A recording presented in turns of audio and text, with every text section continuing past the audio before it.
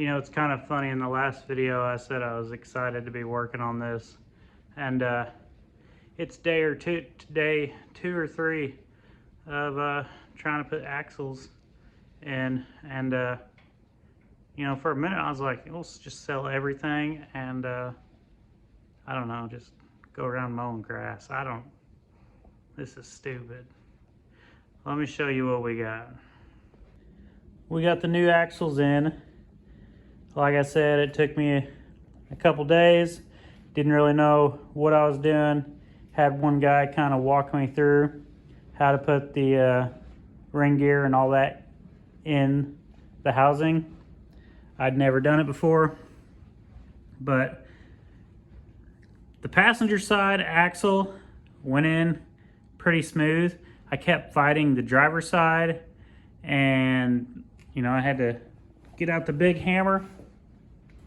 Eventually I pulled both axles out. I pulled the spool back out, and I took the passenger side of the spool and I shoved it on both axles. They both went in all the way.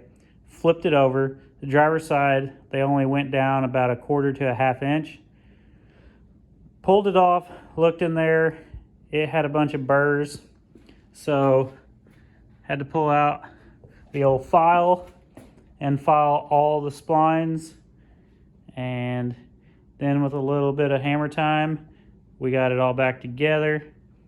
I'm about to get underneath there, throw some Loctite on everything that needs to be snug, and put the drive shaft back on, and the rear end should be done other than brakes, because while I was here I got to notice that I don't really have that much brake pads. The passenger side's worse. You got to be able to stop. We knew that she was pretty fast with 75% of the ring gear. Now we're starting with 100. I assume that means we're going to be a little bit faster. Got to make sure we can stop. There might be a little mud on the tires. Don't let it fool you about what's inside. What is up, YouTube? It is I, Clutch Marles. I'm back. And as you guys can see, we got 4 tires on the car, and the whole back half is covered in mud. And she's still dripping. We're here in Indiana. It's been raining all day. I wasn't gonna drive it today, but I kind of had a bad day at work. So on my last video, I talked about the clutch challenge. Anyone participating in that, make sure you put your post on public. That way, if we're not friends on Facebook, I can see it. If you got it set to only your friends, I can't find you guys. I've seen that there are a couple people, but when I search the hashtag clutch challenge, it don't pop up. But I know you guys are there, so if you're doing it, just, you know, make it public. All right, I got home, put fluid in the rear, put the tires on, backed it out of the garage, did a 15-point turn because I did not have my power steering belt on yet. It's on now, along with the fan. So we got all that hooked up. We got power steering now.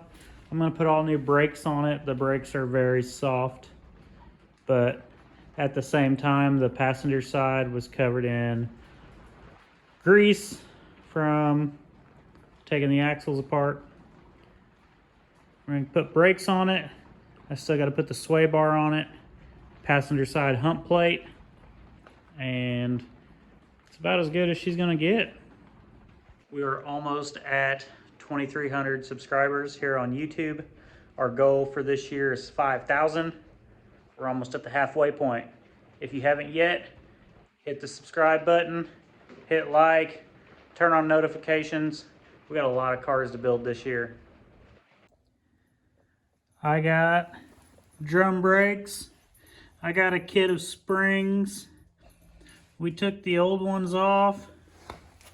These new ones are nowhere near the same size of the old ones. Like, turns out these 8.5 10 bolts, like, you got a bunch of different options for the drum brakes, and I don't like it. I'm not gonna make 20 different runs to AutoZone trying to figure this out. So you know what they say, keep it simple, stupid. Here's what we're gonna do. This is a pinion brake kit for a 10 bolt, and the reason I don't have a pinion brake already on my 10 bolt is because most of the kits you have to weld them on to your rear end and for a 10 bolt, and if you're slightly off, it's going to put everything in a bind. This kit here from Postal Mopar, it bolts right on. I'll be taking the diff cover off again, separating this into two, wrapping it, putting the pinion brake on, and it will be the first time that this rear end has really good brakes. I've been using the drums for 2 years and it slows me down, but doesn't necessarily stop me in an emergency. So this should be able to shut everything down. What it does is the drive shaft bolts to that. The rotor goes through this brake caliper. When you hit the brakes, it pretty much slows down the drive shaft, and that's what stops you. I'm not gonna get to put the pinion on tonight. We are about to go pick up our new puppy. Tesla is getting a boyfriend, Bentley Marles, and he turns 8 weeks old today. We're gonna go get him. I don't know, I might feel froggy when I get back. Bring the puppy out here, show him what's up. Come here. You gonna be on YouTube? Sit.